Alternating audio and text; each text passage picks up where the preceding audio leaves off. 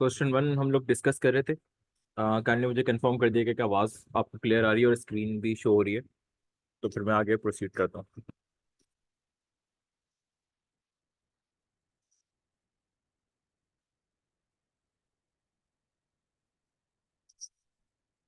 Question में basically हमने जो भी अप्रोचेस वगैरह थी वो डिस्कस कर ली थी।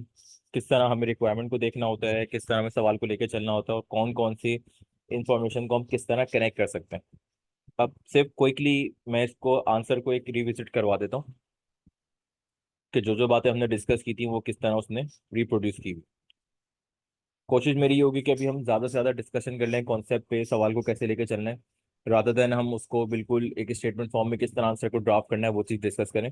वो मैंने आपको अभी ऑलरेडी गाइड किया कि किस तरह आपकी रिक्वायरमेंट आपको डायरेक्शन दे रही होती है, किस तरह आपके सवाल की कॉम्प्रिहेंशन आपको डायरेक्शन दे रही होती है कि आपने सवाल में लिखना क्या है।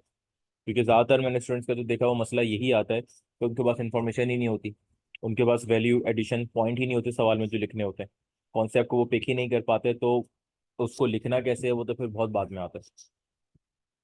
जो हमने 6 आइज ऑफ मार्केटिंग बेसिकली देखे थे उसका कॉन्टेक्स्ट में डिस्कस किया था कि वो वेबसाइट के कॉन्टेक्स्ट में आपको बताना था कि आप किस तरह 6 आइज ऑफ ई मार्केटिंग की स्ट्रेटेजी को फॉलो कर रहे होंगे।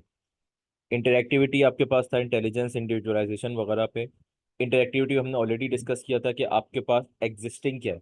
सबसे पहली चीज़ हमारी यही थी कि एग्जिस्टिंग को आप अगर पहचान लेंगे तो आप उसको किस तरह 6 आइज ऑफ मार्केटिंग से लेवरेज कर सकते हैं वो आपने लिखना है। तो उसने भी देखें यही अप्रोच ली हुई है।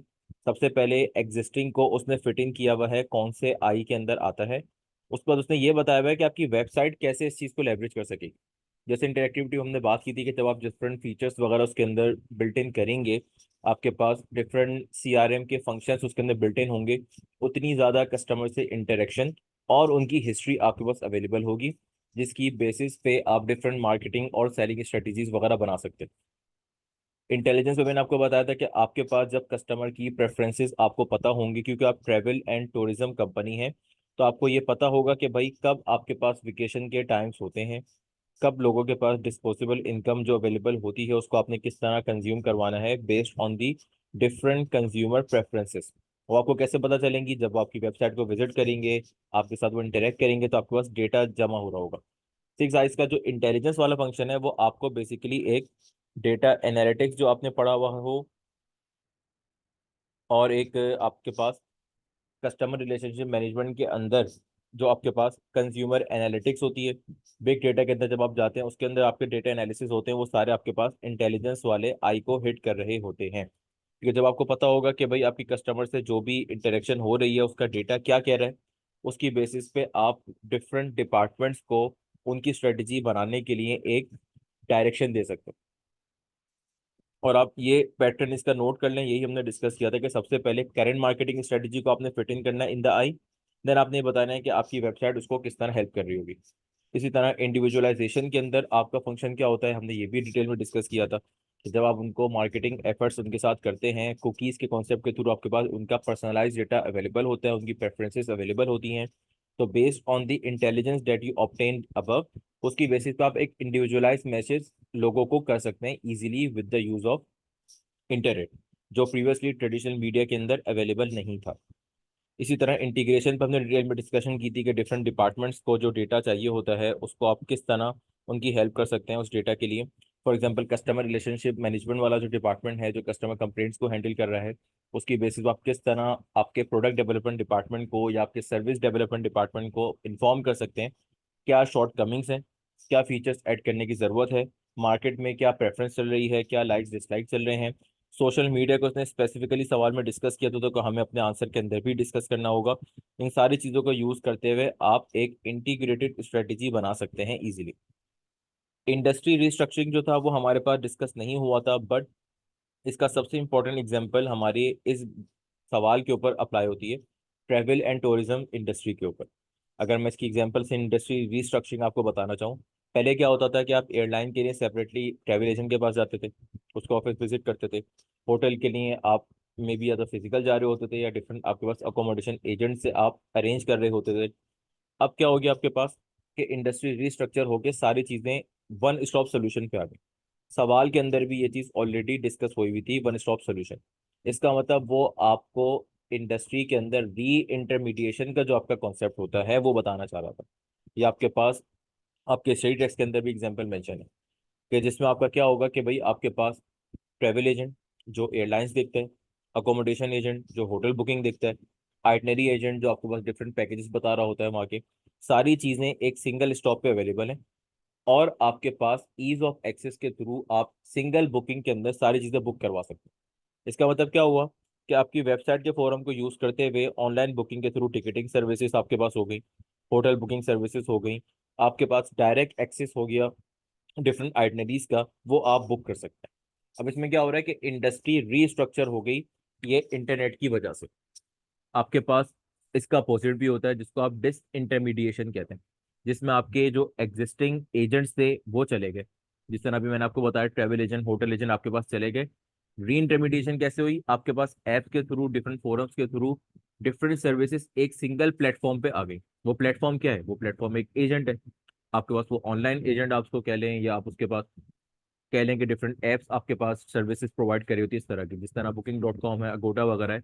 उस पर अगर आप जाएंगे तो आप होटल बुकिंग वगैरह के साथ एयरलाइन बुकिंग और डिफरेंट आइटनरीज वगैरह भी इजीली बुक कर सकते हैं। इंडिपेंडेंस ऑफ लोकेशन का हमने डिस्कस किया था, करंट फिजिकल लोकेशन वाली बात भी सवाल में इजीली मेंशन थी।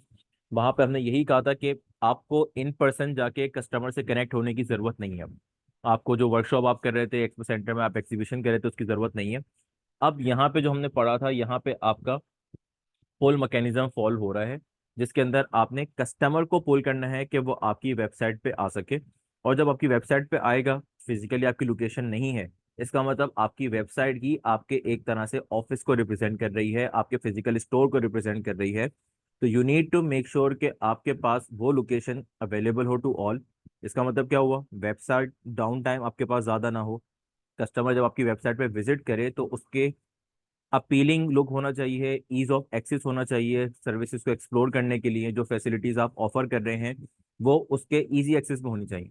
आप सबको ये नहीं बता सकते कि आपकी वेबसाइट पे कहाँ कहाँ पे चीज़ें मुश्किल तरीके से पड़ी हुई हैं कि कस्टमर उसको जाके एक्सेस करे। वेबसाइट खुद आपकी सेल्फ एक्सप्लेनेटरी होनी चाहिए। ये सवाल इस तरह भी आ सकता था कि आपकी वेबसाइट के ऊपर क्या चीज़ें चेंज हों, या वेबसाइट किस तरह डिज़ाइन होनी चाहिए कि आप इंडिपेंडेंस ऑफ लोकेशन वाले फीचर को सही तरीके से लेवरेज कर सकें। उसमें आपके पास यही चीज़ आती है कि आपकी वेबसाइट पे इंफॉर्मेशन जितनी अप टू डेट अवेलेबल होगी, जितना इजीली एक्सेसिबल होगी, उतना ज़्यादा आप उस इंडिपेंडेंस ऑफ लोकेशन या इन पर्सन वाला जो कनेक्शन आपका ब्रेक होता है उसको आप लेवरेज कर सकेंगे। और उसकी बेसिस पे आप कस्टमर को बाउंड कर सकेंगे या इन्फ्लुएंस कर सकेंगे या परसुएट कर सकेंगे कि वो सर्विस आपकी परचेज भी करके जा रहा हो। दूसरी चीज जो उस पार्ट के अंदर चीज डिस्कस थी कि आपके पास ई कॉमर्स वेबसाइट को इवेल्युएट करने के लिए क्या प्रिंसिपल्स होने चाहिए, जिसके अंदर आपकी कस्टमर को अश्योरेंस जा रही हो। आप उसके अंदर देखें, एक बहुत कॉमन सी चीज़ है जो हम आप लोगों ने भी बहुत जगह कॉन्सेप्ट सुना होगा। जब हम वेबसाइट की बात करते हैं या ई कॉमर्स प्लेटफॉर्म की बात करते हैं, तो डेटा सिक्योरिटी जो आपके पास कॉन्सेप्ट है ना, वो सबसे ज़्यादा इंपॉर्टेंट होता है। आप खुद भी कभी कोई ऑनलाइन बुकिंग वगैरह करने जाएंगे, उसकी पेमेंट करने जाएंगे, तो सबसे इंपॉर्टेंट चीज़ जो आपको एक परेशान करेगी वो होगी सिक्योरिटी। फॉर एग्जांपल, अगर आपने अपने पेमेंट क्रेडेंशियल्स वहाँ पे डाले, क्या क्रेडिबिलिटी है कि वो मिसयूज नहीं होंगे, वो किस तरह स्टोर हो रहे होंगे। इसी तरह जो आप ट्रांजेक्शन एग्जीक्यूट करेंगे वो उसी तरह होनी चाहिए जिस तरह आपने सेलेक्ट की थी। बैकएंड पे कोई सिस्टम माल फंक्शनिंग नहीं होनी चाहिए। आपने जो अपनी प्राइवेट इंफॉर्मेशन उनसे शेयर करी वो उसको कैसे सेफ गार्ड करेंगे? आज के दौर में तो सबसे इंपॉर्टेंट टॉपिक अगर मैं बात करूं तो वो यही है, इंफॉर्मेशन प्रोटेक्शन। क्यों? आपकी डिजिटल इंफॉर्मेशन इतनी ज़्यादा अवेलेबल है कि उसको कोई भी इजीली मिसयूज कर सकता है, उसको मैनिपुलेट कर सकता है और उसकी इंटेग्रिटी को नुकसान पहुंचा सकता है। इसलिए आपने अक्सर देखा होगा कि आपसे एक एक्सेप्टेंस ली जा रही होती है कि that you agree to sharing your personal information. तो वही सारी चीज़ें आपकी वेबसाइट पे या ई कॉमर्स प्लेटफॉर्म पे भी अप्लाई होती हैं। क्या? बिजनेस और इंफॉर्मेशन की प्राइवेसी।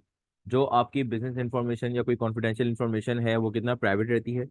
जो ट्रांजेक्शन आप उसके साथ एग्जीक्यूट करते हैं, what is the integrity of those transaction. क्या आप सिक्योरिटी सर्विस प्रोटोकॉल फॉलो कर रहे हैं? क्या आपके पास जो एक प्राइवेट कॉन्फिडेंशियल क्रेडेंशियल्स हैं लोगों के, वो इजीली अवेलेबल हैं? क्या आपकी बैंक के साथ इंटीग्रेशन अवेलेबल है? इसी तरह जो इन्फॉर्मेशन आपको अवेलेबल हुई फ्रॉम द कस्टमर, उसकी इंटेग्रिटी, उसकी प्रोटेक्शन के लिए क्या क्या चीज़ें हैं। अब डिफरेंट इसके ऊपर सर्टिफिकेट्स वगैरह होते हैं, आपने अक्सर देखा होगा कुछ वेबसाइट से पहले HTTP लिखा हुआ होता है। उसका यही मतलब होता है कि उस वेबसाइट के पास एक सिक्योरिटी प्रोटोकॉल का एक सर्टिफिकेट अवेलेबल है कि that it's safe to go. इसी तरह जो डब्ल्यू से आपकी वेबसाइट स्टार्ट हो रही होती है तो वो डोमेन आपको इतना इजीली नहीं मिलता। वो भी एक निशानी होती है कि आपके पास एक सेफ वेबसाइट है। यही सारी चीजें आप सवाल में डायरेक्टली इन वर्डिंग्स में भी लिख सकते थे, और आप इनडायरेक्ट मैसेज के थ्रू भी लिख सकते थे कि भाई आपके पास किसी वेबसाइट को इवेल्युएट करने के लिए क्या फीचर्स होने चाहिए। अगर मैं इसके अंदर ऐड करना चाहूँ तो इंटेग्रिटी ऑफ इंफॉर्मेशन भी ऐड हो सकता है, कि जो इन्फॉर्मेशन आप अवेलेबल कर रहे हैं वो कितनी ट्रुथफुल है, उसकी इंटेग्रिटी क्या है। ज़्यादातर ऑनलाइन स्कैम्स होते ही यही हैं कि आपको जो पिक्चर्स दिखाई जाती हैं, जो सर्विसेज दिखाई जाती हैं, वो एक्चुअल में वो होती नहीं है। तो वो चीज़ भी आप इजीली लिख सकते थे, और ये आप इजी मार्क्स आपको गेन हो जाते। अब बेसिकली मैं मूव करूंगा आपके पास क्वेश्चन 7 पे, ताकि हम मार्केटिंग के टॉपिक को ही एक साथ एक तरफ कर लें। तो उससे आपका होगा ये कि आपका चैप्टर 10 अलॉन्ग विद आपके जो मार्केटिंग के कॉन्सेप्ट्स हैं जो हमने मेजोरिटी डिस्कस कर ली हैं वो एक साथ कवर हो जाए। अगेन अप्रोच हमारी वही होगी, सबसे पहले हम रिक्वायरमेंट को देख रहे होंगे, उसके बाद हम सोल्यूशन वगैरह पे मूव करके क्विकली स्किम कर लेंगे। अब देखें मार्केटिंग से मेरे जहन में जो कॉन्सेप्ट आना चाहिए, चैप्टर 3 की कुछ इंपॉर्टेंट डेफिनेशंस, उसके बाद 7 P's ऑफ मार्केटिंग सबसे इंपॉर्टेंट टॉपिक। अब मैं कोशिश ये करता हूँ कि पहले इस क्वेश्चन पे मूव करने से पहले एक थोड़ा सा रिफ्रेशर हम ले लेते हैं उन टॉपिक्स का जो हमारे मार्केटिंग से रिलेटेड है, ताकि थोड़ा सा हम ये भी देख सकें कि अगर हमें इंफॉर्मेशन याद भी है तो भी क्या हम सवाल पे अप्लाई कर पा रहे हैं या नहीं कर पा रहे।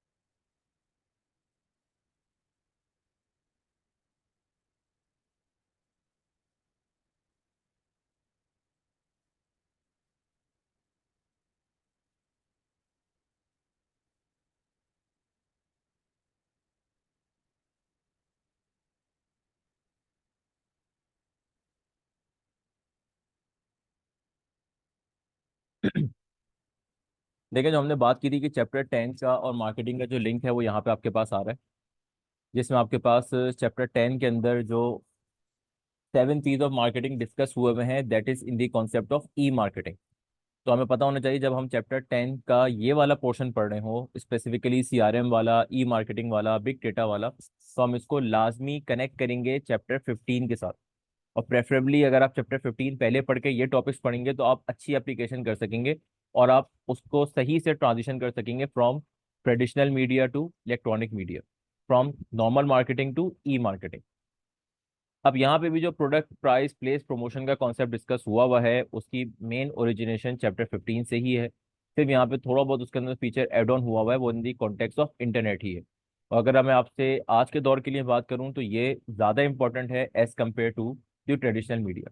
मेजोरिटी ऑफ द क्वेश्चन आप देखेंगे मार्केटिंग के, उसके अंदर कोशिश उनकी ये होगी कि जितना ज़्यादा ई मैकेनिज्म का उसके अंदर ऑप्शन अवेलेबल हो या इन्फॉर्मेशन आपको अवेलेबल हो, उसको जितना वो चैप्टर 10 से लिंक कर रहा होगा, वो इसी वजह से क्योंकि अब जो दौर आपके पास आ गया उसके अंदर सर्च इंजन ऑप्टिमाइजेशन जैसे टूल्स, आपके पास कस्टमर कुकीज़ को किस तरह आपने यूज़ करना है, वेबसाइट पे जो इन्फॉर्मेशन अवेलेबल है, ऐप पे जो इन्फॉर्मेशन अवेलेबल है, उस डेटा को किस तरह आप एनालाइज कर सकते हैं, ये सारी चीज़ें ही आपको हेल्प करेंगी एक प्रॉपर मार्केटिंग स्ट्रेटेजी बनाने के लिए।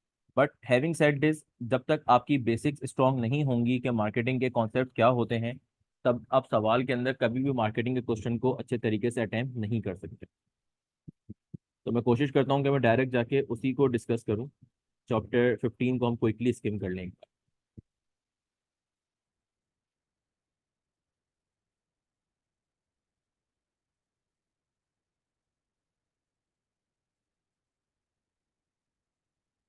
अच्छा, चैप्टर 10 का एक ओवरव्यू भी देख लीजिएगा कि इसके अंदर जो आपको टॉपिक्स रिवाइज करने की जरूरत है, क्योंकि चैप्टर 10 हमने डिस्कस किया था, थोड़ा सा इंपॉर्टेंट है। आपके पास जो पहला वाला पोर्शन है रोल ऑफ आईटी का, जिसमें आप इंफॉर्मेशन कैसे कलेक्ट करते हैं, प्लान करते हैं, डिसीजन मेकिंग, ये बेसिक्स है। इस पर आप इतना ज़्यादा टाइम वैसे नहीं लगा रहे होंगे, सिर्फ एक क्विकली इसको एक बार स्किम कर सकते हैं।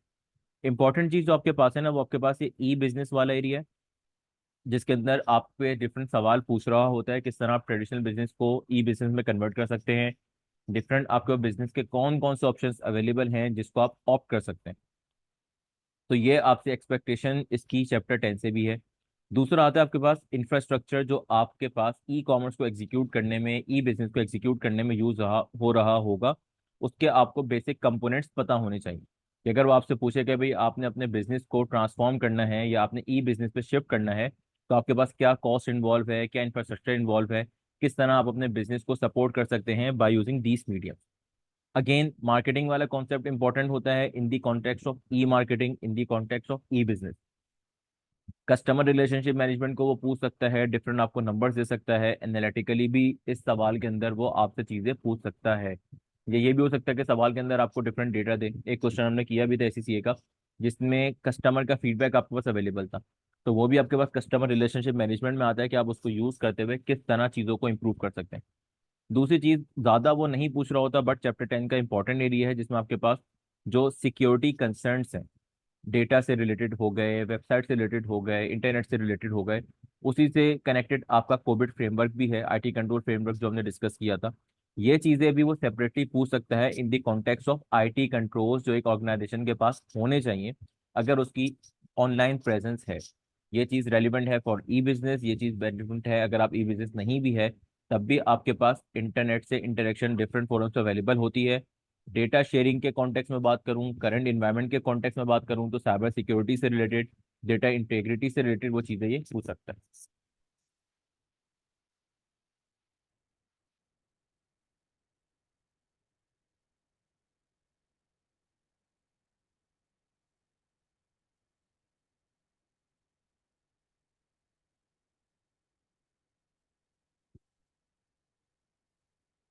अब आपके पास आ जाता है चैप्टर 15। चैप्टर 15 के अंदर जब मैंने टॉपिक पढ़ाया था, तो समरी में मैंने ये चीज़ क्लियर की थी कि चैप्टर 3 के कौन से टॉपिक्स हैं जो इसमें लिंक हो रहे होते हैं, चैप्टर 6 के कौन से हैं, चैप्टर 10 के कौन से हैं, और देन चैप्टर 15। कोशिश ये करें कि अपने सेकेंड रिवीजन के अंदर इन चारों चैप्टर्स के जो कॉमन टॉपिक्स हैं उनको लिंक करते हुए एक सिटिंग में पढ़ें या एक रिवीजन में पढ़ें। उससे होगा ये कि आपके मार्केटिंग के कॉन्सेप्ट अच्छे तरीके से रीइंफोर्स होंगे, और आपको पता चलेगा कि चैप्टर 3 में डिफरेंट टर्म्स हैं, कस्टमर, इंडस्ट्री, मार्केट, वो क्या होती हैं। चैप्टर 6 के अंदर आपको डिफरेंट स्ट्रेटजीज डिस्कस हुई हुई हैं, उसके अंदर मार्केटिंग का क्या एलिमेंट है। चैप्टर 10 में जिस तरह हमने देखा कि ई मार्केटिंग वगैरह के डिफरेंट कॉन्सेप्ट्स हैं, सिक्स साइज ऑफ मार्केटिंग है, सीआरएम है, बिग डेटा है, ये सारी चीज़ें आपके पास मार्केटिंग स्ट्रेटजीज के अंदर आ रही होती हैं। देन अल्टीमेटली आपके पास चैप्टर 15 आ रहा होगा। चैप्टर 15 में रिसर्च एंड डेवलपमेंट से आप क्विकली स्किम कर सकते हैं। पेम्स वाला जो आपके पास टॉपिक है उसका आपका मार्केटिंग स्ट्रेटेजी को जब आपने इवेल्युएट करना है फ्रॉम फाइनेंशियल व्यू पॉइंट, तो आप पेम्स एनालिसिस की हेल्प ले रहे होते हैं। उसके अंदर आपको ये पता चलता है कि भाई कंपनी के पर्सपेक्टिव से लिहाज से जितना मैं खर्चा कर रहा हूँ उतना मैं प्रॉफिट भी लेकर आ रहा हूँ या नहीं लेकर आ रहा हूँ। इसमें होता क्या है, जब आपके पास एक मेच्योर बिजनेस होता है जिसके डिफरेंट एसबीयूज होते हैं, जिसके डिफरेंट डिविजन्स होते हैं, तो आपको हेल्प ये मिलती है कि मुझे मार्केटिंग एफर्ट किस डिवीजन में किस हद तक रहते हुए करनी है। ऐसा तो नहीं है कि मैं मार्केटिंग एफर्ट इतनी ज्यादा कर दूं कि उस डिवीजन का प्रॉफिट ही मेरे पास वाइबल ना रहे। तो मार्केटिंग एफर्ट्स को जब आपने एनालाइज करना हो, आपने कनेक्शन बिल्ड करना हो बिटवीन द प्रॉफिट और आपकी मार्केटिंग स्ट्रेटेजी का इम्पैक्ट क्या है, तो आप पिम्स एनालिसिस को यूज कर रहे होते हैं। इस चीज को मैंने हाईलाइट इसलिए किया हुआ था कि जब प्रोडक्ट मार्केट स्ट्रेटेजी बनाई जाती है, तो उसके लिए आपके पास पिम्स एनालिसिस आपको हेल्प करता है। वो मैंने आपसे अभी डिस्कस किया क्यों हेल्प करता है, ताकि आपको पता हो कितना फंड किस डिवीजन के लिए एलोकेट करना है, किस प्रोडक्ट पे किस तरह आपको मार्केटिंग स्ट्रेटेजी लिंक करनी है। आप चाहें तो इसके साथ आपके पास जो बॉस्टन कंसल्टिंग ग्रुप वाला मॉडल है उसको भी एक तरह से लिंक कर सकते हैं, वो भी आपके पास पोर्टफोलियो स्ट्रेटेजी को बता रहा होता है। ये इसकी कुछ फाइंडिंग्स थी जो हमने डिस्कस की थी कि भाई आपके पास पिम से रिलेटेड जो जो एनालिसिस बन सकते हैं वो क्या है, क्या आपकी relative quality of a product और सर्विस क्या है, क्या कस्टमर के लिए वो वैल्यू फॉर मनी है भी या नहीं है।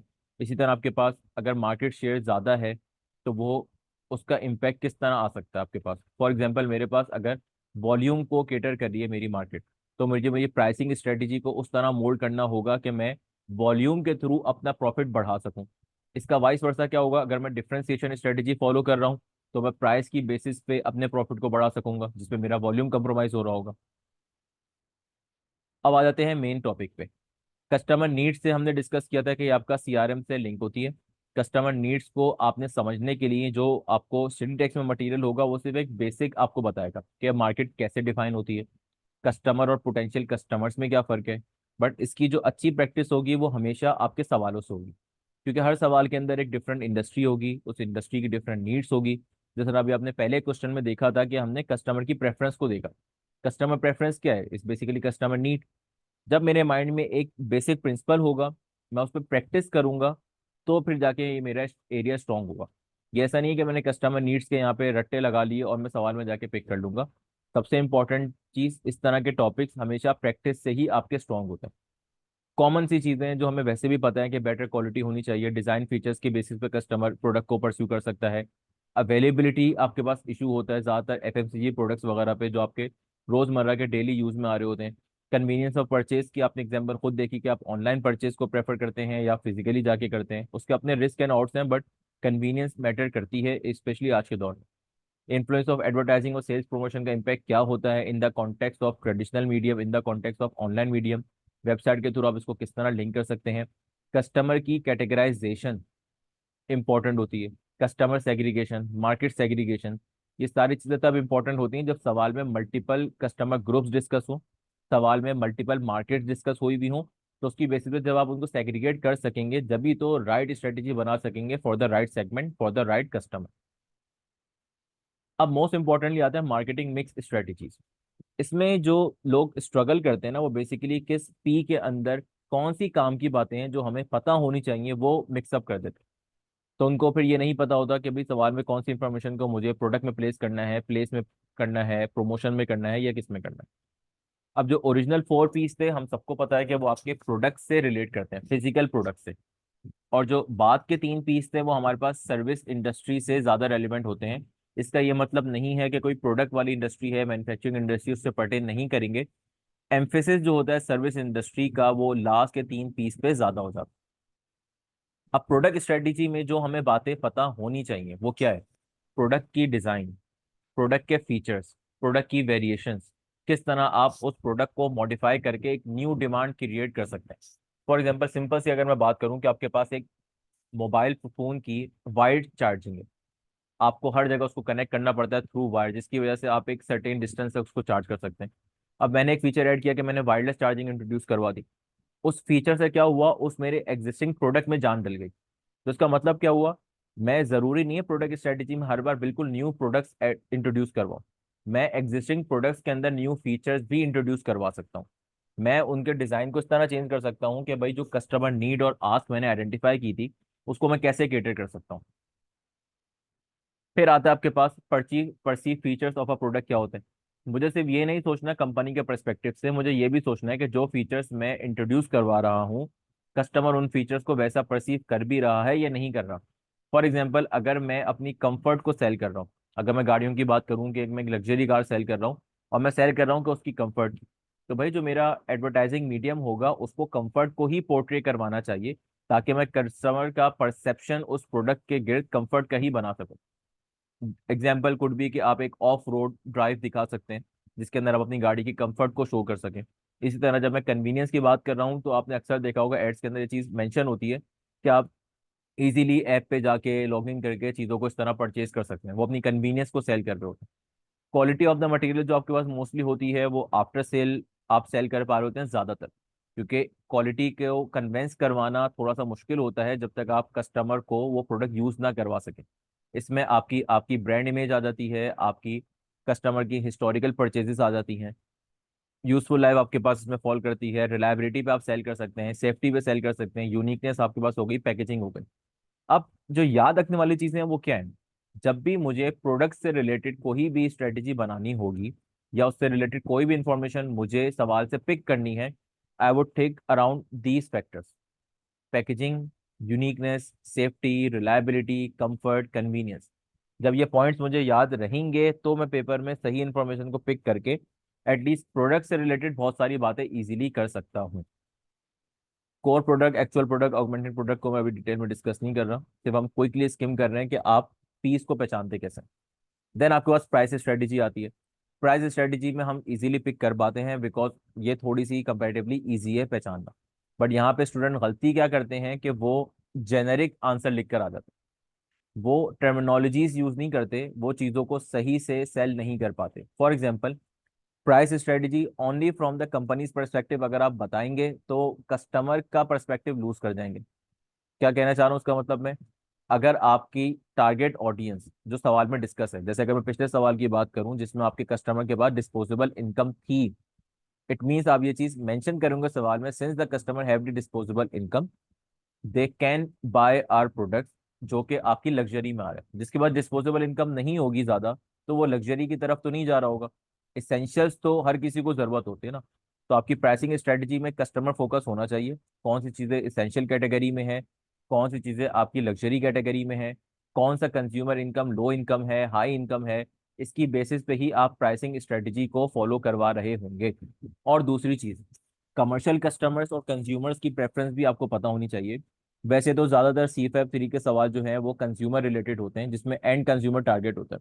बट माइट भी चांस क्या है कि आप चाहे तो एक कमर्शियल कस्टमर से रिलेटेड भी सवाल बनाते, जिसमें आपकी quality, bulk purchasing, good credit terms, ये सारी चीजें प्राइसिंग का पार्ट बन रही होंगी।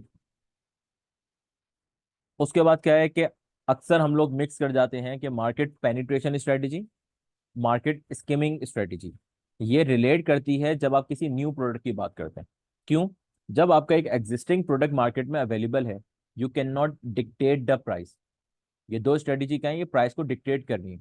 एग्जिस्टिंग प्रोडक्ट मार्केट में अवेलेबल होगा तो ऑब्वियसली मैं कंपेटिटिव प्राइसिंग को फोकस करूंगा। अदरवाइज होगा क्या, कस्टमर को अगर वो प्रोडक्ट बिल्कुल सिमिलर लगा आपके प्रोडक्ट से और वो चीप हुआ, तो वो प्राइसिंग की बेसिस पे स्विच कर जाएगा। जब आपके पास न्यू प्रोडक्ट मार्केट में आता है या आप न्यू फीचर्स इंट्रोड्यूस करवा के मार्केट में लॉन्च करते हैं, तो you can follow these two particular strategies. ये बात याद रखिएगा, कॉन्सेप्चुअली इंपॉर्टेंट है। क्यों? मुझे मार्केट पेनिट्रेट तभी करनी होगी जब मेरा नया प्रोडक्ट होगा और मैं मार्केट शेयर इंक्रीज करने पे जाऊंगा, तो उसके अंदर मैं अपने प्राइस को लो रख के मार्केट में पेनिट्रेट कर सकता हूँ। बट ये बात भी याद रखिएगा कि हम उसको इतना लो नहीं रखते कि आपके पास बाद में उसको इंक्रीज करवा के आप मार्केट शेयर लूज कर जाए। क्योंकि अभी तो न्यू प्रोडक्ट है, बाद में आपको जाके उसके प्रॉफिट्स पे भी काम करना होगा। क्योंकि मार्केट में अगर फॉर एग्जांपल और कंपेटिटर्स आ गए और आपको मजीद प्राइस कम करना पड़ी, तो आप ज़्यादा मार्जिन आपके पास नहीं होगा। इसलिए उसने वर्ड यूज़ किया हुआ fairly low price. Market skimming में हमें पता है कि हम हाई प्राइसेस के ऊपर एक परसेप्शन क्रिएट करते हैं मार्केट के अंदर, क्योंकि हमारा नया प्रोडक्ट होता है, हमारे पास एक ये एडवांटेज होता है कि उसका सब्सिट्यूट अवेलेबल नहीं है।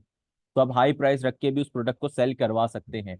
बाद में जब आपके पास मार्केट में कंपटीशन आता है या आपको वॉल्यूम के ऊपर प्ले करना होता है, तो आप उसके प्राइसेस कम करके वॉल्यूम के थ्रू उसकी सेल को इंक्रीज करते हैं और अपने प्रॉफिट को इंक्रीज करते हैं।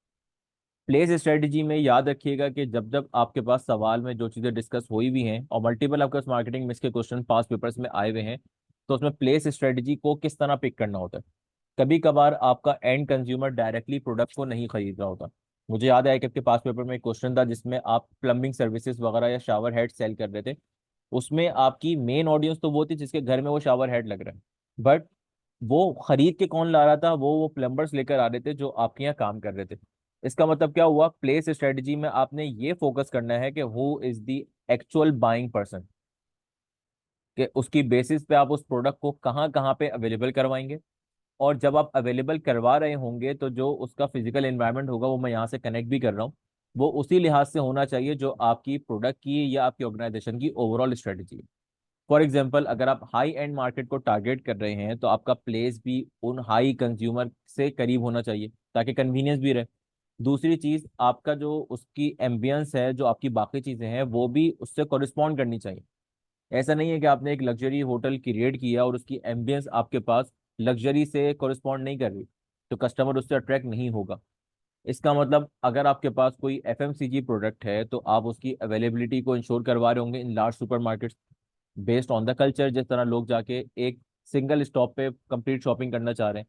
इसी के साथ साथ अगर आपके मैन्युफैक्चरिंग गुड्स हैं तो आप किस तरह उनको रिटेल आउटलेट्स वगैरह के थ्रू क्रिएट करवाते हैं। इसी के ऊपर अगर आप उसको ऑनलाइन प्लेस करवाना चाहते हैं तो आपके पास डिलीवरी के ऑप्शंस वगैरह क्या हो रहे होंगे, सारी चीज़ें आपके पास प्लेस स्ट्रेटजी के अंदर आ रही होती हैं, जिसमें आप डिस्ट्रीब्यूशन नेटवर्क की चॉइस ले रहे होते हैं।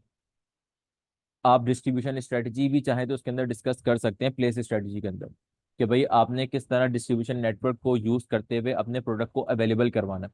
इसकी एक और बहुत अच्छी सी एग्जांपल ये है कि आपने अक्सर देखा होगा कि आप अगर नॉर्दर्न एरियाज में भी जाते हैं या किसी ऐसी जगह पे जाते हैं जहाँ पे एक जनरल स्टोर होता है, उस जनरल स्टोर पे आपको कोक पेप्सी जरूर मिलती है। क्यों? क्योंकि उन्होंने अपनी प्लेस स्ट्रेटजी पे काम करते हुए अपने डिस्ट्रीब्यूशन नेटवर्क को स्ट्रॉन्ग रखा हुआ होता है, जो चीज उनको एक कंपेरेटिव एज प्रोवाइड कर रही होती है।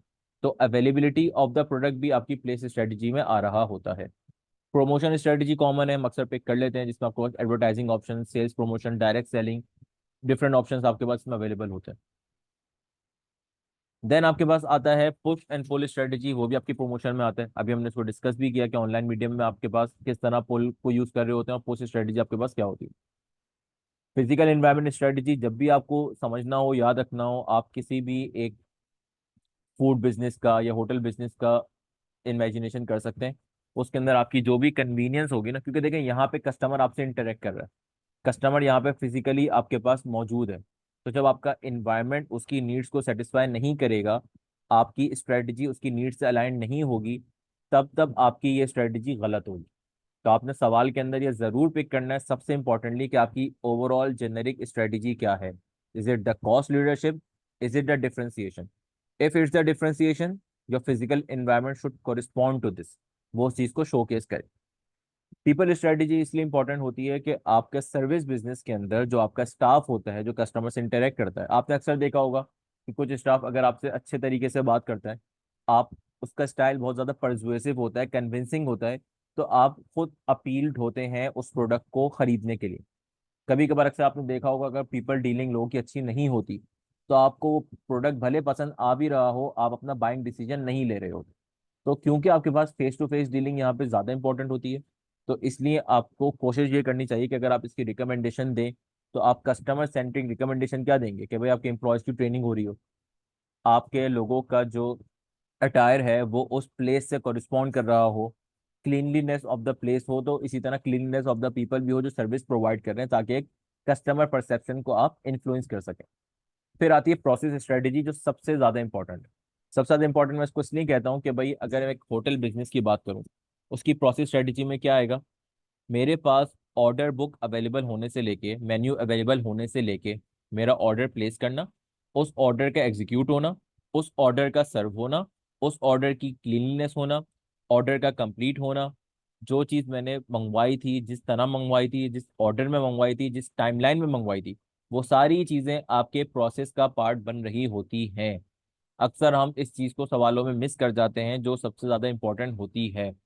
प्रोसेसेस एक सर्विस इंडस्ट्री के अंदर जो फॉलो हो रहे होते हैं, इसका ऐसा ही है कि अगर आप एयरलाइन बुक करवाते हैं, उसकी प्रोसेस स्ट्रेटेजी क्या है कि आप टिकट जो बुक करते हैं, जिन मराइल से गुजरते हुए बुक कर रहे होते हैं, उसकी क्या ईज आपके पास अवेलेबल है। इसी तरह जब आप ऑन बोर्डिंग के लिए जाते हैं, तो वो आपको किस तरह से बोर्डिंग पास इशू करते हैं, कितनी कन्वीनियंस अवेलेबल है, कितने स्टॉल अवेलेबल हैं, उसकी प्रोसेसिंग के अंदर जो उन्होंने गाइडलाइंस बताई हुई थी वो किस तरह फॉलो हो रही हैं। ये सारी चीज़ें आपके प्रोसेसेस का पार्ट बन रही होती हैं। लाइफ साइकिल मॉडल आपके पास किसी भी प्रोडक्ट से रिलेटेड हो सकता है, इसी तरह आपके बिजनेस से भी रिलेटेड हो सकता है। इसको अभी मैं बहुत ज़्यादा डिटेल में डिस्कस नहीं करना चाह रहा, ताकि हम थोड़ा सा मार्केटिंग फोकस रहें। ये टॉपिक भी ऑल्दो मार्केटिंग फोकस ही है, क्योंकि जब आपको life cycle of the product पता होगी ना, आपका स्पेंड उसी तरह होगा। For example, when you are in the introductory phase, आपको मार्केटिंग स्पेंड बढ़ाना पड़ता है ताकि आप अपने प्रोडक्ट की प्रेजेंस मार्केट में क्रिएट कर सकें। When you are in the growth phase, तब आपको थोड़ा सा मार्केटिंग को इस तरह देखना होता है कि आप प्रॉफिट्स भी मिल रहे हों, ताकि आपके बोर्ड ऑफ डायरेक्टर्स को या शेयर होल्डर्स को वो प्रोडक्ट या वो बिजनेस अट्रैक्टिव भी लगे। जब आप चले जाते हैं मेच्योरिटी फेज के अंदर, तब यहाँ पे आप कॉस्ट फोकस होने लग जाते हैं। अब आपकी मार्केटिंग एफर्ट्स वही होनी चाहिए जो आपके लिए इसेंशियल्स हो। और इसी तरह जब डिक्लाइनिंग फेज में आप होते हैं, तब आप अपने प्रोडक्ट को थोड़ा सा सोतेला छोड़ के आप ये देख रहे होते हैं कि यार कितना हम इससे रेजिडू प्रॉफिट कमा सकते हैं, सेल्स कर सकते हैं। तो यहाँ पे आपकी मार्केटिंग स्ट्रेटेजी बहुत ज्यादा फोकस नहीं होती।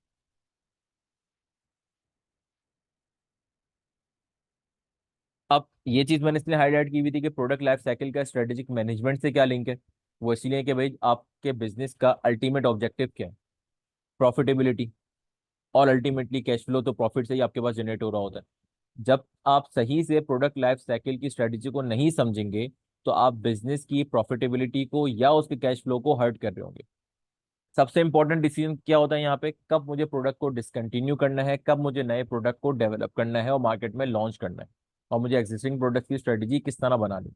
हमेशा लाइफ साइकिल वाली चीज को आप बॉस्टन कंसल्टिंग ग्रुप के साथ लिंक करते हुए पढ़ेंगे तो आपके कॉन्सेप्ट और ज्यादा अच्छे से रीइंफोर्स हो रहे होंगे।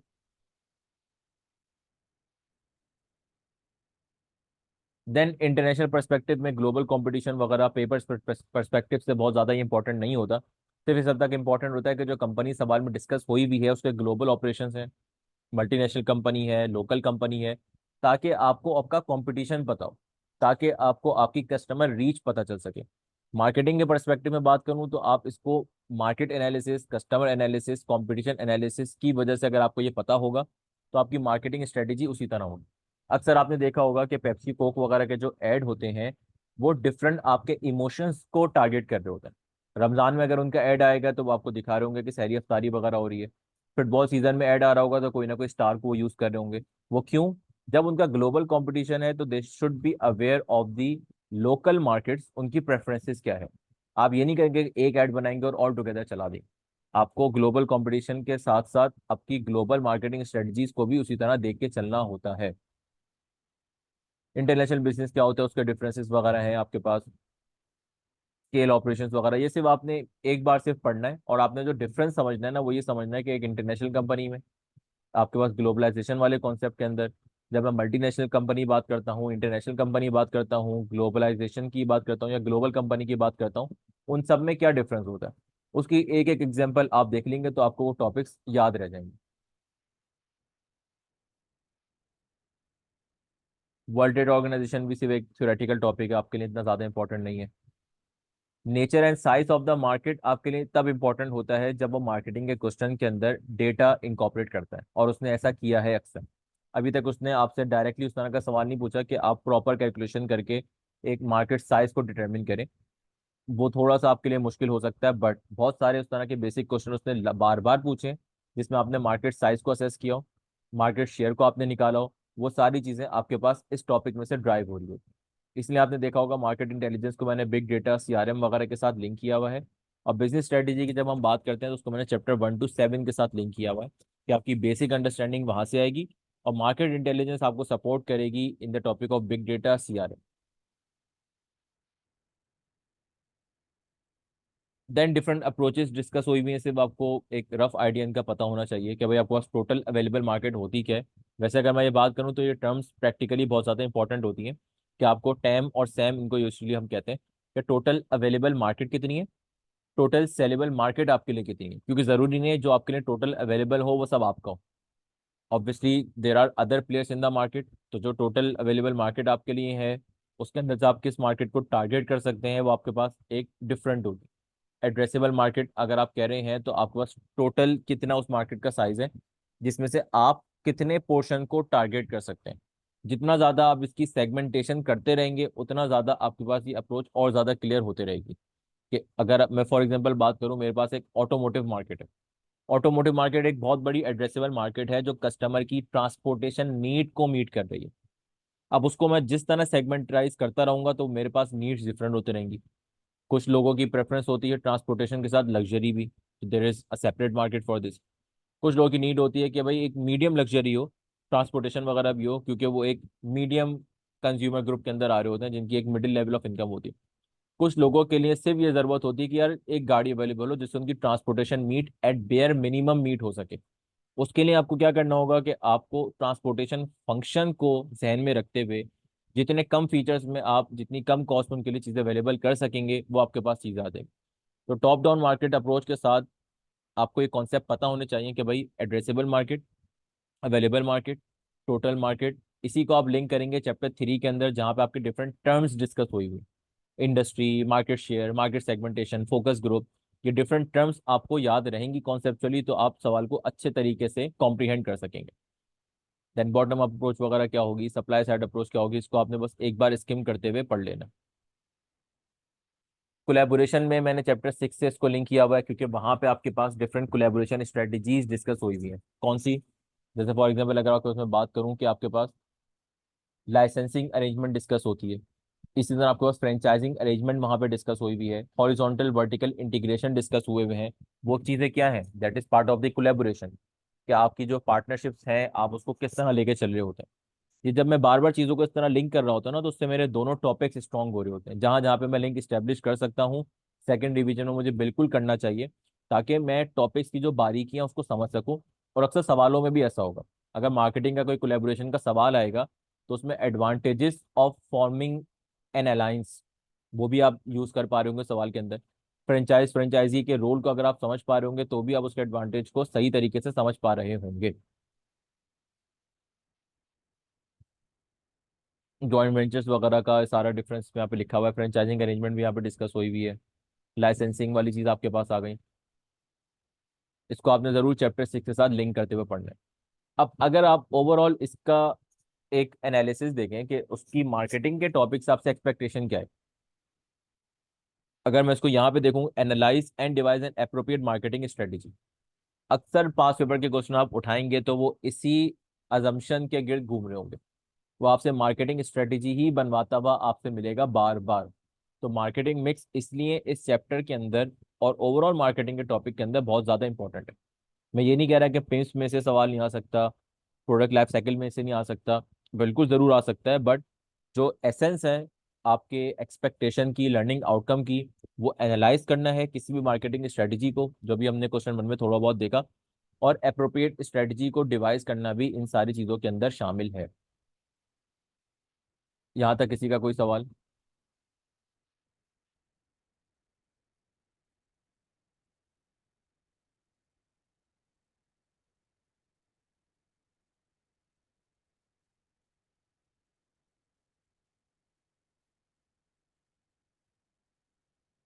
अब हमारे पास जो बेसिकली क्वेश्चन 7 है उसको हम देख लेते हैं, ताकि हमारे पास चीजें थोड़ी सी और ज्यादा क्लियर हो जाए।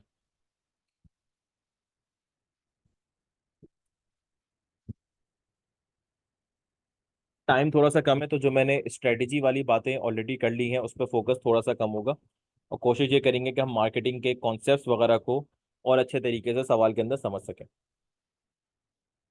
देखें, अगेन स्टार्टिंग पॉइंट वही होगा आपका रिक्वायरमेंट से। अब यहाँ पे रिक्वायरमेंट चेंज हो गई। पहले हमने एक्सप्लेन वाली रिक्वायरमेंट देखी थी, अब यहाँ पे इवेल्युएट वाली बात आ गई। और इवेल्युएट के मैंने आपको बताया था कि पॉजिटिव नेगेटिव दोनों आपने कंसीडर करने होते हैं। और आप देखें, उसने इवेल्युएट के साथ रिकमेंड खुद लिख दिया। नहीं भी लिखता तो मैंने आपको बताया हुआ है कि द बेसलाइन अजम्पशन है विद द वर्ब इवेल्युएट के साथ, कि they are asking for your comments, कि आपने इवेल्युएट करके कंक्लूड क्या किया। Evaluate and recommend which segment should Oleum incorporate. Segment का टॉपिक आ गया, तो आपकी जो टर्म आपने पढ़ी होगी सेगमेंट की, वो यहाँ पे यूज हो रही होगी। Based on your recommendation in a, इसका मतलब दोनों रिक्वायरमेंट्स को मुझे कंबाइनली प्लान करना है। मार्केटिंग स्ट्रेटेजी डिवाइस करनी है, जो मैंने आपको कहा था कि अक्सर लर्निंग आउटकम में जो मार्केटिंग स्ट्रेटेजी डिवाइस करने वाला है उसी पे सवाल बन रहा होता है। यूजिंग 4 पीस उसने बोल दिया आपको। अब यहाँ पे जब उसने 4 पीस बोल दिया, तो उसका मतलब 4 पीस, 7 पीस को आपने नहीं सोचना। और जिसकी कॉन्सेप्चुअल अंडरस्टैंडिंग स्ट्रांग है वो यहीं से पता लगा लेगा कि ये आपके पास सर्विस बिजनेस नहीं होगा, क्योंकि 4 पीस हमें कॉन्सेप्चुअली पता है कि वो प्रोडक्ट से रिलेटेड होते हैं, सर्विस से रिलेटेड एडिशनल 3 पीस उसने इंट्रोड्यूस करवाए। देन आपके पास एक एडिशनल चीज उसने ऐड कर दी, बैलेंस स्कोर कार्ड आपने बनाना है फॉर ओलियम। अब आप देख रहे हैं कि इसने यहाँ तक मार्केटिंग तक रखा, और यहाँ पे उसने परफॉर्मेंस मैनेजमेंट वाला एंगल इंकॉर्पोरेट करवा दिया। इसका मतलब दो ग्रेड्स को मिला के उसने क्वेश्चन बनाया, जो बात मैं इनिशियली शुरू में कर रहा था, कि जो आपका सेकंड रिवीजन होना चाहिए उसके अंदर जो जो टॉपिक्स आपस में इंटीग्रेट हो रहे हैं, लिंक हो सकते हैं, उनको आपने लिंक करते हुए ही पढ़ना है। तभी तो आपका सेकंड रिवीजन फर्स्ट रिवीजन से डिफरेंट होगा। और ये काम आप करेंगे, जितने ज्यादा लिंक्स आप स्टेब्लिश करेंगे, पहली चीज आपको इन्फॉर्मेशन रिटेन रखने में आसानी होगी। दूसरी चीज आपकी कॉन्सेप्चुअल अंडरस्टैंडिंग उन दोनों टॉपिक्स की इन्हांस होगी। तीसरी चीज, जब आप आगे बढ़ रहे होंगे तो आपका पीछा जो आप टॉपिक्स रिवाइज कर चुके हैं ऑलरेडी, वो फर्दर रीइंफोर्स हो रहे होंगे जब जब आप उनको रिविजिट करेंगे। तो ये स्ट्रेटेजी लाजमी अडॉप्ट करिएगा जब आप रिवीजन के ऊपर जा रहे हो। अब मैं आ जाता हूँ सवाल के ऊपर। मुझे समझ में आ गया कि 4 पीस को मुझे जहन में रखना है। बैलेंस स्कोर कार्ड के लिए मुझे उन 4 पर्सपेक्टिव को भी थोड़ा बहुत जहन में रखना है। ओलियम बिजनेस जानना सबसे जरूरी होता है। कौन है मेरे पास? एक लीडिंग पेट्रोल सप्लायर है in Grandland currently targets middle income petrol consumers. अब इसने यहाँ पे एक आपको इन्फॉर्मेशन दे दी कंज्यूमर की कि मेरे पास मिडिल इनकम को मुझे टारगेट करना है। तो मुझे सवाल में पता होना चाहिए कि और कौन कौन से कंज्यूमर ग्रुप है जिसको मुझे टारगेट नहीं करना। सिर्फ जरूरी वो नहीं होता कि जो रिक्वायरमेंट है या जिस चीज को टारगेट करना है वो मुझे पता हो। मुझे टोटल के अंदर की बाइफिकेशन पता होनी चाहिए सो दैट आई नो मेरी एड्रेसेबल मार्केट क्या है from the total market. And has standard petrol station on all major roads of the country.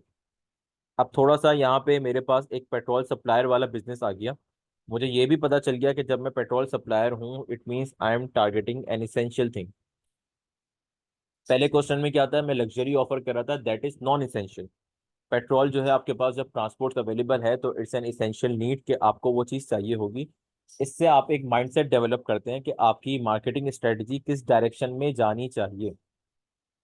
The consumer preferences in this segment suggest a focus on cost effective fuel options. अब उसने वो चीज़ आपको दोबारा link कर दी किस चीज़ से, middle income वाली चीज़ से।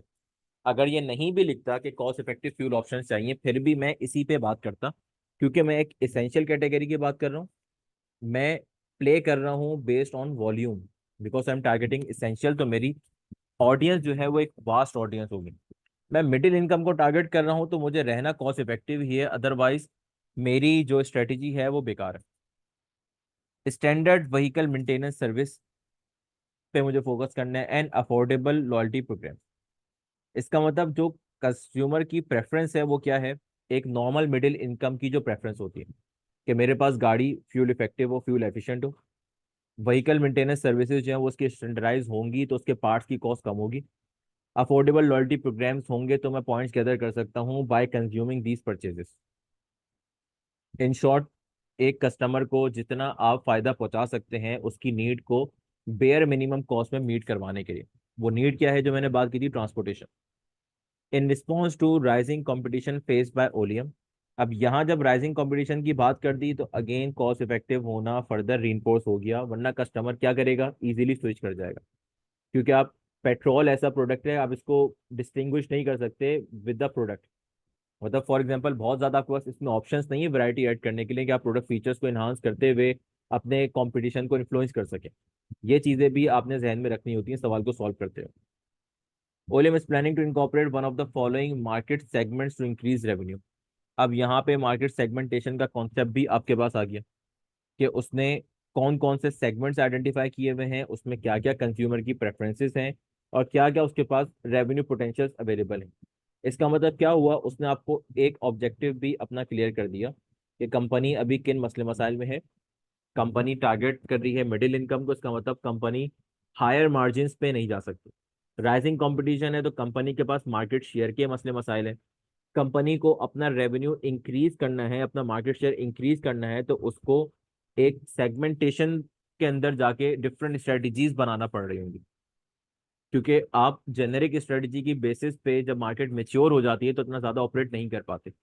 जितना ज़्यादा मार्केट मेच्योर होते रहेगी उतना ज़्यादा आपको डिटेल एनालिसिस करना पड़ेगा, सेगमेंटेशन करना पड़ेगी, टेरराइज स्ट्रेटजीज बनाना पड़ेंगी, तो ही जाके आप उन मार्केट्स को विन कर सकते हैं, अदरवाइज नहीं कर सकेंगे।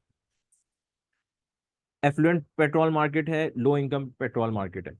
एफ्लुएंट के अंदर कंज्यूमर की प्रेफरेंस क्या है, प्रीमियम फ्यूल प्रोडक्ट्स हैं, इको फ्रेंडली एडिटिव्स हैं, क्लीन स्पेशियस स्टेशन हैं, टेक्नोलॉजी इंटीग्रेशन है, पर्सनलाइज सर्विस। अगर आप नोट करें तो थोड़ा सा लग्जरी साइड पर, इको फ्रेंडली वगैरह के शशके भी उनको चाहिए होते हैं जिन जो उसको अफोर्ड कर सकते हैं। ऑब्वियसली ये एक कंसर्न तो है इन्वायरमेंट का, बट सबसे पहली प्रेफरेंस आपकी क्या होती है कि आप उस नीड को मीट कर सकें। अब फॉर एग्जाम्पल आपको एक सस्ती गाड़ी मिल रही है बट वो इन्वायरमेंट को ज़्यादा नुकसान पहुंचा रही है, तो बहुत सारे लोग के पास जिनके पास वो लग्जरी अवेलेबल नहीं है वो प्रेफर यही करेंगे कि यार मुझे सस्ते से सस्ती गाड़ी मिल जाए। बट अवेयरनेस जब क्रिएट हो रही है और लोगों के पास डिस्पोजेबल इनकम भी अवेलेबल है then they go for the hybrid vehicle. But reality क्या है, जिसके पास पैसे नहीं है वो हाइब्रिड व्हीकल अफोर्ड नहीं कर सकता, भले उसकी ख्वाहिश ये भी हो कि वो एनवायरमेंट को कम से कम नुकसान पहुंचाए। दूसरी चीज, क्लीन एंड स्पेशियस स्टेशन। जो मैंने आपसे फिजिकल एनवायरनमेंट की बात करी थी, जब आप एक लग्जरी वाली चीज को टारगेट करते हैं आपके माइंड में एक कंज्यूमर की प्रेफरेंस क्रिएट होती है, तो कंज्यूमर की जिस पॉइंट पे इंटरेक्शन है ना उस पॉइंट को आपने कंज्यूमर के लिहाज से रखना होता है। पेट्रोल स्टेशन कंज्यूमर का आपका इंटरेक्टिंग पॉइंट है, और उस स्टेशन को आप जिस तरह डिजाइन करेंगे वो चीज आपके पास आपकी प्लेस स्ट्रेटजी को हेल्प करेगा। रेवेन्यू पोटेंशियल उसने क्या बताया आपको, 50 million to 62 million consumer growth आपके पास नजर आ रही है। 4.4% कंपाउंड एनुअल ग्रोथ रेट, 4.4% आपके पास रेवेन्यू ग्रोथ पोटेंशियल अवेलेबल है। किस पे अवेलेबल है, बेस्ड ऑन 5 ईयर्स डेटा आपके पास क्यूमुलेटिव 4.5% की तकरीबन ग्रोथ आपको नजर आ रही है इस सेगमेंट के अंदर। एवरेज कंज्यूमर इनकम ग्रोथ क्या है, अब यहाँ पे वो आपको ये चीजें क्यों बता रहा है, क्योंकि उसने आपको कंज्यूमर सेगमेंटेशन करवाई है बेस्ड ऑन इनकम, इसलिए वो आपको यहाँ पे इंटीग्रेट करवा रहा है मार्केट पोटेंशियल से और कंज्यूमर की इनकम से। 1 लाख USD टू 150 USD 8.3% इनकी क्यूमुलेटिव ग्रोथ है। इसका मतलब इनकम का ग्रोथ पोटेंशियल बढ़ा रहा है, तो इसकी बेसिस पे आप क्या कर सकते हैं, आप अपनी प्राइसिंग स्ट्रेटजी को इससे अलाइन कर सकते हैं।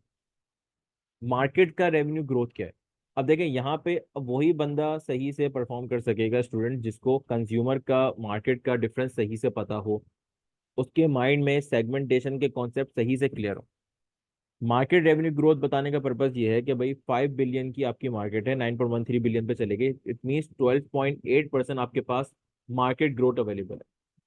ओवरऑल जब आपके पास मार्केट ग्रो करती है तो उसके जितने भी सेगमेंट्स होते हैं वो भी उसी तरह ग्रो कर रहे होते हैं, क्योंकि मार्केट किस पे बनती है, मार्केट आपके कंज्यूमर से ही बन रही होती है, आपके प्रोडक्ट से ही बन रही होती है।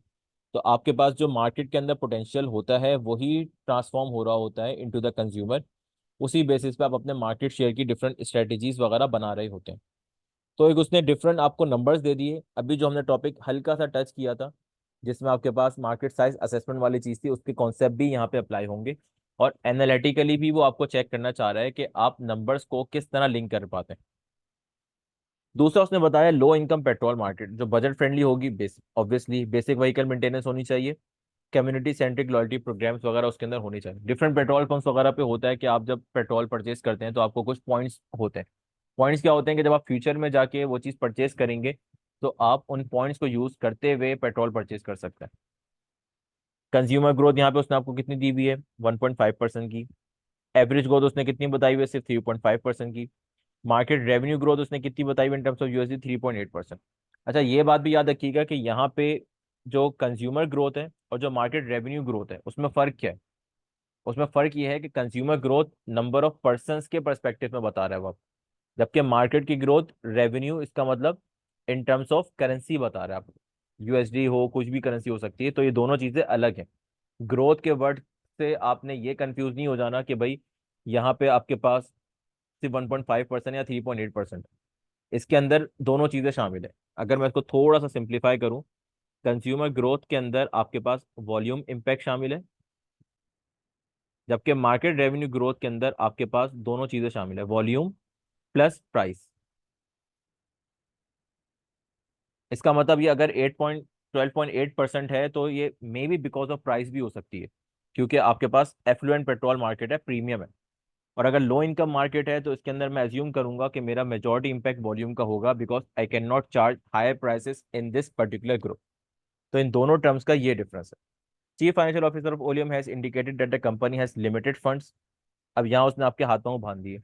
अब आपकी मार्केटिंग स्ट्रेटेजी के अंदर स्पेशली प्रमोशन के अंदर अगर आपने ज़्यादा खर्चे वाली चीज़ों की बात करी तो आपने इसका मतलब ऑर्गेनाइजेशन की स्ट्रेटेजी से आप अलाइन नहीं है, क्योंकि आपने फाइनेंशियल परस्पेक्टिव भी देखना पड़ता है। Additionally, the option to secure additional financing is limited due to high interest rate environment in the country. Further उसने इस चीज़ को रीइंफोर्स कर दिया कि भाई एडिशनल फंड्स हैं तो आपके पास लिमिटेड फंड्स में रहते हुए ही आपने काम करना है, आप एडिशनल फंड्स की तरफ भी नहीं जा सकते। तो आप अपनी स्ट्रेटजी में ये नहीं बता सकते कि भाई आप बोरो वगैरह करके मार्केट की तरफ चले जाएंगे, क्योंकि आप मिडिल इनकम को टारगेट कर रहे हैं तो आपके मार्जिन ऑलरेडी श्रिंक है। अब ये बातें मैं इसलिए बता रहा हूँ क्योंकि जब परफॉर्मेंस मेजरमेंट का सवाल हम कल देख रहे होंगे तो आपने चीज़ों को इस तरह भी लिंक करना है कि यार मिडिल इनकम मेरे पास है, मार्जिन कम होंगे मेरे पास, I can not borrow an expensive money जिसकी बेसिस में अपना बिजनेस ग्रो करवा सकूं। मुझे अपने बिजनेस को organically by using the company fund रहते हुए ही ग्रो करवाना है। ये चीज़ मेरी मार्केटिंग स्ट्रेटजी के अंदर भी कॉरिस्पॉन्ड होनी चाहिए। ऑल दो मेजोरिटी फोकस मार्केटिंग स्ट्रेटजी का प्रोडक्ट और कंज्यूमर को देखते हुए होता है, बट अगर कंपनी का बैकग्राउंड भी आपको दे रहा है तो आपने उसको भी अपने आंसर के अंदर जरूर इंकॉर्पोरेट करना है। और एडिशनली क्योंकि आपके पास बैलेंस स्कोर कार्ड भी अवेलेबल है, तो ये इंफॉर्मेशन वहां पे भी आपके पास अप्लाई हो रही होगी। कैसे? जब मैं फाइनेंशियल पर्सपेक्टिव की बात करूंगा, I need to bear this in mind. जब मैं कंज्यूमर पर्सपेक्टिव की बात करूंगा, तो I need to bear this in mind. इसी तरह मैं डिफरेंट पर्सपेक्टिव की बात करूंगा तो उसकी इंफॉर्मेशन भी सवाल में अवेलेबल है। जितना अच्छा आपने रिक्वायरमेंट समझी भी होगी, टॉपिक्स आपको क्लियर होंगे, उतना अच्छा आप सवाल के अंदर से डेटा पिक कर सकेंगे और एक स्ट्रेटजी बना सकेंगे। ये सवाल जो बेसिकली है ना, ये एक स्ट्रेटेजी बनाने वाला सवाल है। इसको आप डायरेक्टली जाके अगर अटेम्प्ट करने पर जाएंगे तो आप बीच में जाके डेफिनेटली रुक जाएंगे कि अब मुझे सवाल को लेके कैसे चलना। 2-3 मिनट लगा के इसको थोड़ा सा आप एक प्लान बनाएं। देन मैं क्विकली इसको डिस्कस करते हुए फिर वर्कशॉप एंड करता हूँ, ताकि हम नमाज से पहले थोड़ा सा एंड कर लें।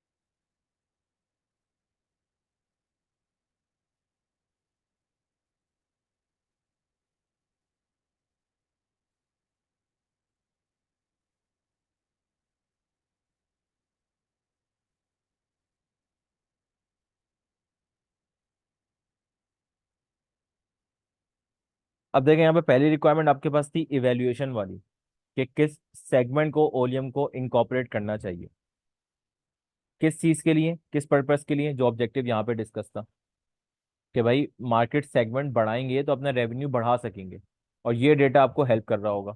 बट क्योंकि वर्ब इवेल्युएट यूज हुआ हुआ है, तो जो आपके पास अवेलेबल ऑप्शंस हैं उन दोनों के आपने पॉजिटिव और नेगेटिव बताने। इसका मतलब मेरे 4 मार्क्स के अंदर क्या चीजें होंगी कि मुझे एफिलिएंट मार्केट पे भी कमेंट करना है, लो इनकम मार्केट पे भी कमेंट करना है, और जिसके पॉजिटिव का वेटेज ज्यादा है उसको रिकमेंडेशन करनी है। तो अगर मैं दोनों के अंदर दो दो बातें लिख दूं, अगर मेरे पॉइंट स्ट्रांग है, एक पॉजिटिव एक नेगेटिव, या किसी एक के अंदर मैं दो पॉजिटिव लिख दूं और एक नेगेटिव लिख के उसको कंक्लूड कर दूं, तो 4 मार्क्स तो यहाँ पे इजीली आपको मिल सकते हैं। बट क्योंकि सिर्फ 4 मार्क्स हैं, तो आपने इस चीज को ओवरडू नहीं करना।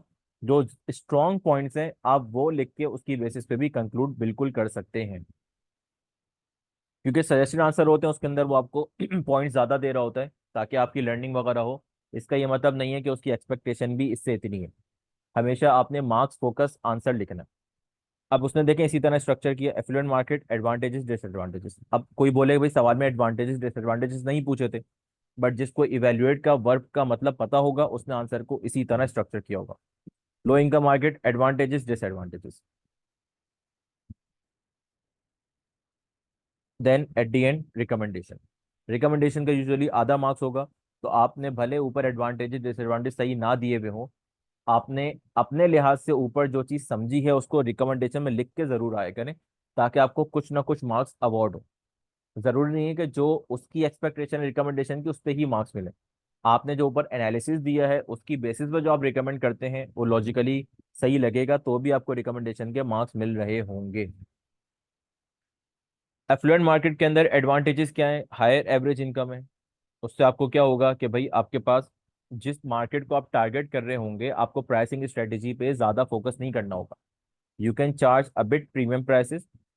आप अपने मार्जिन को अच्छा कर सकते हैं क्योंकि आपका वैसे ही कंपटीशन है। कंपटीशन है तो बैक एंड पे प्राइमरीली अजम्पशन क्या है कि आप सफर कर रहे होंगे from the margin, profit margin. Higher market revenue growth है, ये तो हमने देखा था 12.8% थी। इसका मतलब क्या है कि आप अपने सेल्स इंक्रीज कर सकते हैं ज्यादा as compare to low income. Higher increase in population है कम्पेयर टू लो, जो हमने यहाँ पे देखा था कि जो वॉल्यूम ग्रोथ थी कंज्यूमर की वो 4.4% थी, जबकि आपके पास जो लो इनकम का कंज्यूमर था वो 1.5% था। इसका मतलब जो आपके पास पोटेंशियल रेवेन्यू अवेलेबल है इन एफ्लुएंट मार्केट वो ज्यादा है। डिसएडवांटेज क्या है कि आपकी करंट प्रोडक्ट ऑफरिंग से अलाइन नहीं है, जो एक बहुत इंपॉर्टेंट डिसएडवांटेज है। यहाँ तो हमें पढ़ के लग रहा होगा कि यार ये मार्केट तो बेहतरीन है, बट जो आपकी स्ट्रेटेजिक अलाइनमेंट से मार्केट अलाइन नहीं है उसमें जाना इज मोर रिस्की है, रिक्वायर्स सब्सटेंशियल इन्वेस्टमेंट। क्यों? क्योंकि जब उसने आपको प्रेफरेंसेस बताई, आप तो इस बेसिस पे ऑपरेट ही नहीं करते। आपके पास क्लीन स्पेशियस स्टेशन बनाने के लिए आपको जो रेवेन्यू चाहिए, उसकी तो आपके पास फंडिंग अवेलेबल नहीं है। सीईओ ने आपको सीएफओ ने आपको ऑलरेडी बता दिया कि आप एक्सपेंशंस आपके पास लिमिटेड है। तो इसका मतलब मेरी रिकमेंडेशन के अंदर ये चीज़ इम्प्लाइड हो गई कि मैं इतना ज़्यादा खर्चा करके वो स्पेशियस एनवायरनमेंट क्रिएट नहीं कर सकता।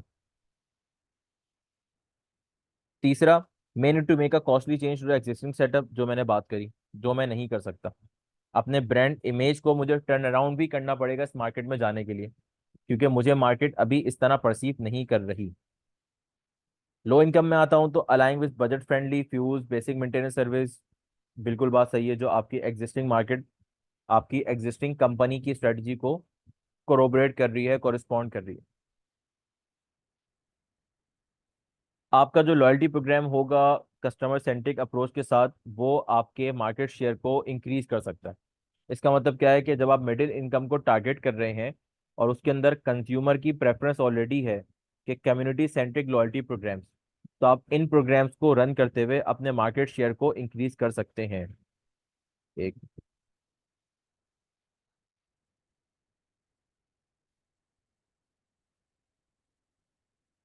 Larger customer base and potential for volume cells can offer offset lower profit margin.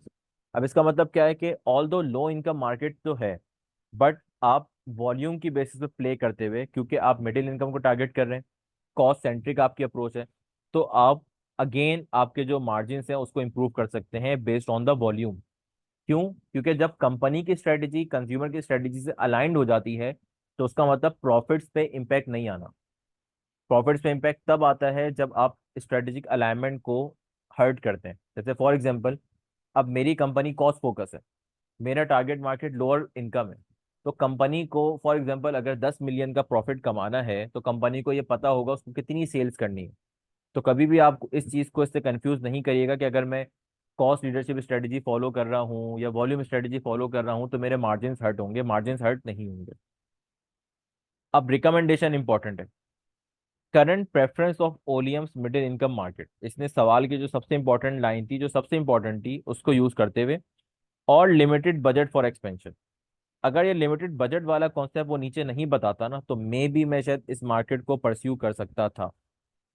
But क्योंकि उसने दो बहुत बड़ी कंस्ट्रेंट्स आपको बता दी, उसकी बेसिस पे आपके पास लॉजिकली क्या कंक्लूड हो रहा है कि आप लो इनकम पेट्रोल मार्केट को टारगेट कर रहे होंगे। यहाँ तक क्लियर है? पहला पार्ट वैसे इसका कंपैरेटिवली इजी था। बस 5 मिनट वेट करते हैं अजान का, उसके बाद मैं इसको बस 5 मिनट में कंक्लूड करवाता हूँ, ताकि हमारा मार्केटिंग का टॉपिक एक तरफ हो जाए, देन कल जो है हम बाकी क्वेश्चंस डिस्कस कर रहे हो।